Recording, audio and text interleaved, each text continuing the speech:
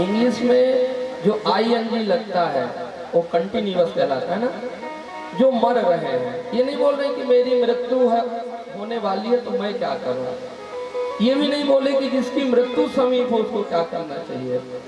उन्होंने कहा कि जो म्रियमाण है, संस्कृत में एक सानज प्रत्यय होता है जो कंटिन्यू कहलाता है।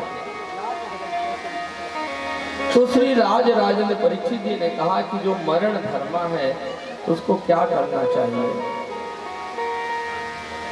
सभी महात्माओं ने, ऋषियों ने, संतों ने अपनी अपनी बात रखी, लेकिन श्री परीक्षित जी संतुष्ट नहीं हुए। और उसी समय भगवान श्री बांके बिहारी जी ही श्री सुखदेव जी के रूप में वहीं पर प्रकट हो गए। बोलिए सुखदेव जी महाराज की जय हो। और जैसे ही श्री सुखदेव जी का प्रागट्य हुआ तो परीक्षित जी खड़े होकर के प्रश्न करने लगे कि अतः प्रक्षामि संसिद्धिं योगिनां परमं गुरुं पुरुषस्य यत् कार्यं म्रियमाणस्य सर्वथा। जो म्रियमाण है उसे क्या करना चाहिए, बस अतः प्रक्षामि, मैं यही पूछता हूँ। श्री सुखदेव जी मुनि ने कहा कि परीक्षित, मैं तो आके खड़ा भी नहीं हुआ और तुम मेरे से प्रश्न करने लगे, खड़े तो हो जाने देते कम से कम।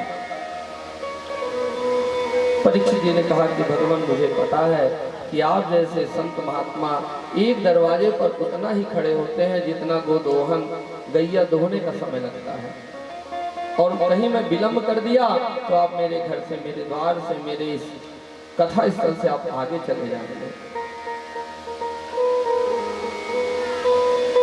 देखिए, सबके जीवन के 7 दिन ही हैं। जो परीक्षित जी को श्राप मिला है कि इति लंघित मर्यादा तक्षका सप्तमे हनि, 8वां दिन किसी के जीवन का नहीं है। सोम, मंगल, बुध, गुरु, शुक्र, शनि, रवि, सोम, 7 दिन की ही पूरी जिंदगी है।